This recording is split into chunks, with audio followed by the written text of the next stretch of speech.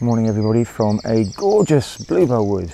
What are we going to do today? It's part 2 of the woodland photography vlog. Hopefully you saw my video. The first one was about the wood anemones, one of my favourite plants, beautiful. But today it's all about the bluebells. Very difficult to get different photographs, but I'm going to try and show you 3 techniques today that may be a little bit different and give you some different ideas just about composition, etc, etc. It's had some really crazy weather just recently, but we're going to crack on. A lot of the bluebells have been flattened a little bit, which is not great, but the light's lovely. And again, hey, where would you rather be? Do you want to be in the office or do you want to be out here? So I hope you can join me. Let's go. Under the knife, and I can feel the sun on my skin.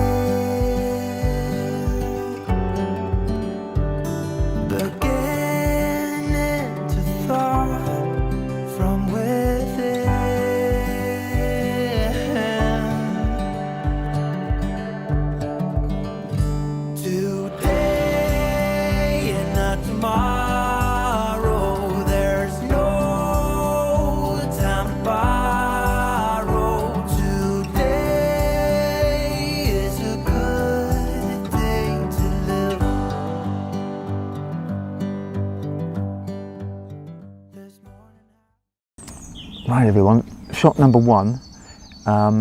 It's quite interesting, this one. This woodland has a small number of white bluebells, which are pretty rare.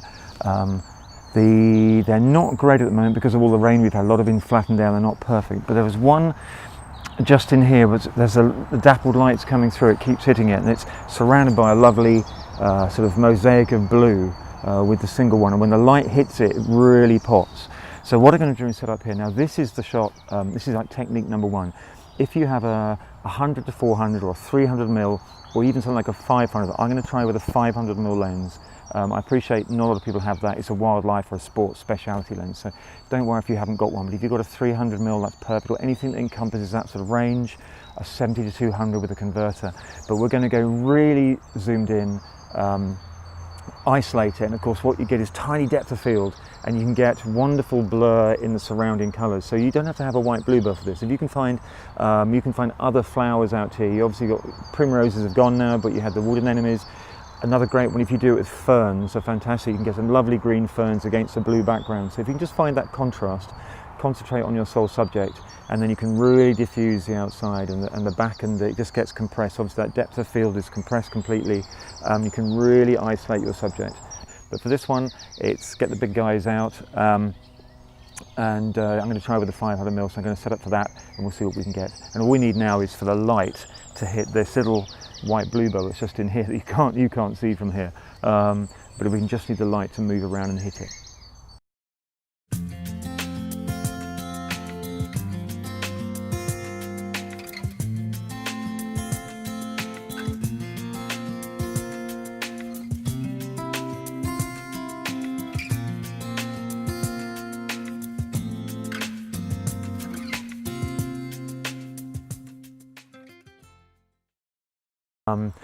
Several things I've tried.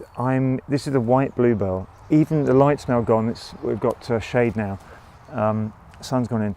I'm underexposing by about a stop, so 1.3 of a stop. I just want to concentrate on the light in the white bluebell. I also want the background to be a bit darker anyway. So be really careful if you are using a white bluebell or a wood anemone or something like, or even a bright fern. If the light is hitting it, it will be that much brighter. So underexposed, use your exposure compensation. The other thing you might be saying, well, why is the camera so high? It's simply because with a 500 mil, if I'm right back here zooming in, there's going to be too much undergrowth in the way for me to get a clean shot of the actual flower. So you might have to come a bit higher. So same thing, I'm using live view, so the mirror's up, so there's no mirror slap. And equally I'm using the timer, so I've got a 5-second delay, so I'm trying to do everything I can to avoid camera shake, because obviously with the 500 mil lens that really magnifies any vibrations. So do everything you can to keep it still.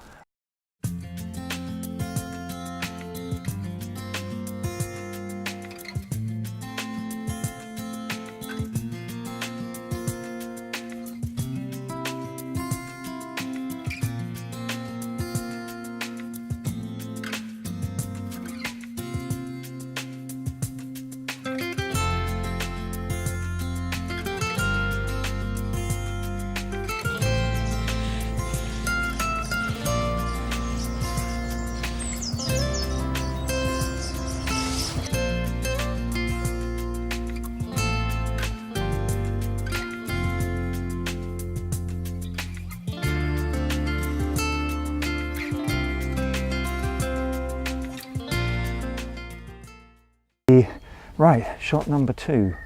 Might a bit lopsided, I apologise that I am. This couldn't be more different from the first shot with the 500mm. We've gone to a 16-35, and you'll often find if you do walk around woodlands, especially if they've been at their old estates or National Trust estates, they often have a lot of these old outbuildings lurking around. And I think the second shot I want to do and try and give an idea to people is if you like a perspective shot, a bit like a habitat shot with wildlife. You know, you show a kingfisher in the middle of town, or you show an otter with a cargo in the road behind it or something. So this is a classic case of where the woodland's taking back over. This used to be ancient coppice woodland. It's only coppice very occasionally now. There's no real activity here. So this old wood store is now slowly but surely falling apart. So I'm going to do 2 exposures, one focusing on the bluebell and one focusing, maybe even 3, one on the shed and one sort of, you know, halfway in. So maybe 2 or 3 shots so I can stack those in Photoshop and get, and as an alternative, rather than a blurry out of focus background with a nice sharp bluebell, the second bit will be you know, continuously in focus. So that's always a choice thing. But so yeah, we've gone from 500mm to a 16mm wide angle. But the idea is to try and build up a little portfolio of shots. So let's see how we get on.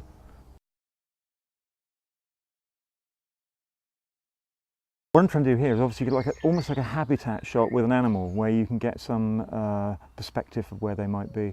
So you can see this is, ooh, I hope you can hear that.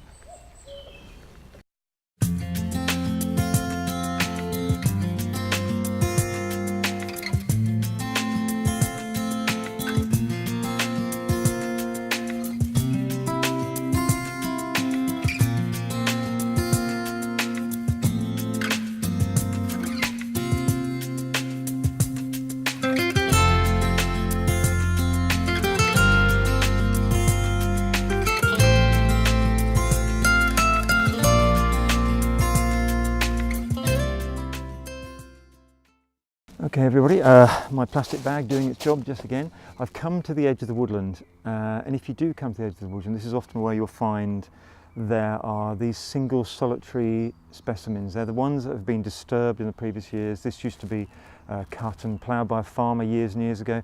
So they've become these little solitary specimens. They aren't joined up, they've got gaps. 2 things good for that. One is you can get in between them. I'm not disturbing any other bluebells. And the idea is I want to just get a solitary single study of a bluebell, just show the beauty of the arching stem and the bluebells, etc., etc. So again, very different from the other shots, and we're trying to create these little portfolios.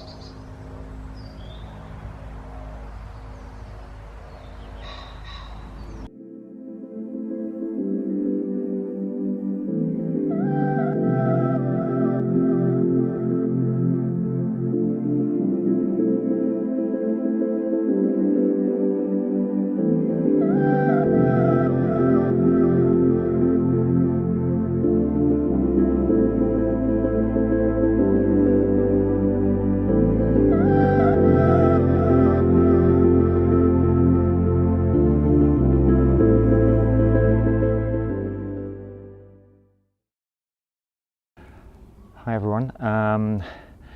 For point 4 and point 5, technique 4 and 5, the last 2 I'm going to bracket them under miscellaneous, I think. I've come out the next morning. The light got a bit duff yesterday, so I thought we'd come out the next morning. It's a beautiful morning, and I thought we'd come to a different woodland, which is much more typical, I think, of the woods that most people will find when they're shooting bluebells. This is young coppice woodland. It's broken, there's lots of fallen trees, there's some big standard mature trees, so it's ancient coppice woodland, but it isn't this perfect mature beech trees with a carpet of blue that you see in all the photos that everyone takes a picture of and wants to aspire to. And we can't all get to those, so I thought there's a couple of techniques you can use. If this is your local bluebell wood, there's a couple of techniques we're going to use. One is very much more artistic. It's more, if you like, impressionist, using intentional camera movement and some other bit double exposures, triple exposures, etc., which hopefully is very, very different and gives you a very different look.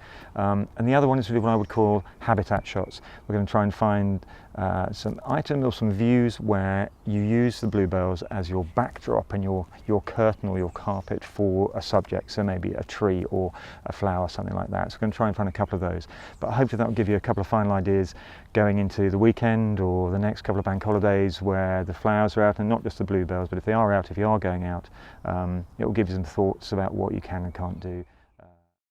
I don't know how to defy anybody not to be inspired when they walk in a woodland like this. This is mainly beech trees actually, I think. Looking at nice smooth branches, but absolutely beautiful.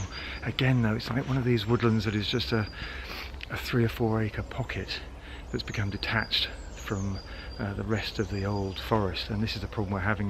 There's all this disjointed lack of corridors, wildlife corridors between areas, but hey ho, enough of the conservation message for the moment. But as you can see, it's just absolutely stunning.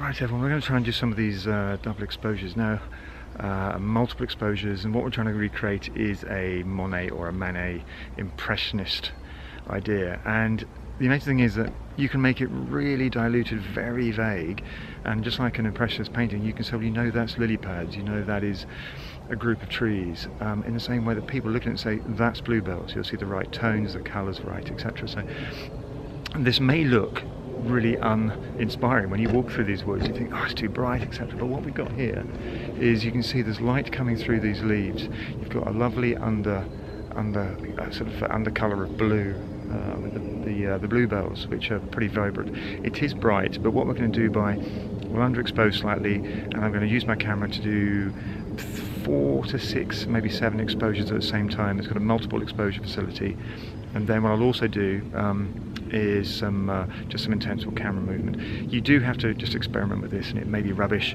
You'll probably take 100 shots and only like 2, but the 2 you'll really like, and they'll be a bit different, and everybody's shot will be different, which just because of the nature of the way you take it.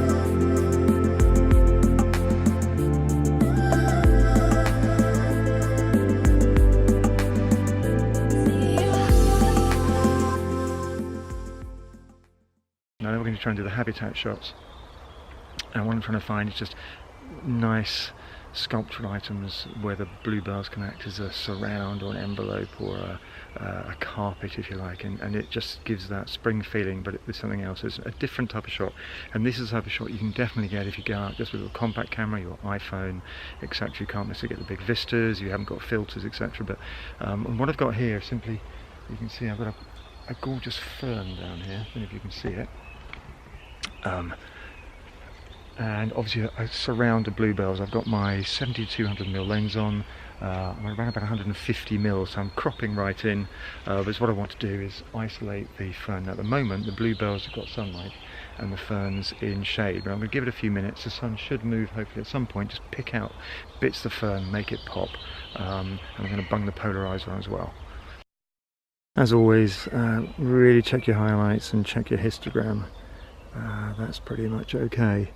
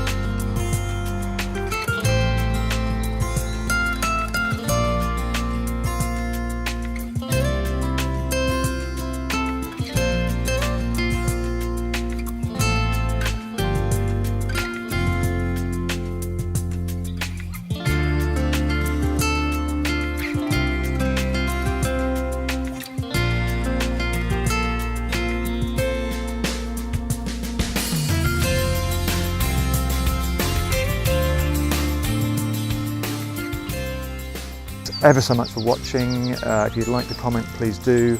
I'll put as much information about the technical stuff either on the images or in the descriptions below. If you want to subscribe, that'd be great as well. And I will see you the next time I'm out here making a video. Until then, enjoy your photography, and if you are out the next few weekends, really enjoy it, and be looking forward to seeing you again soon.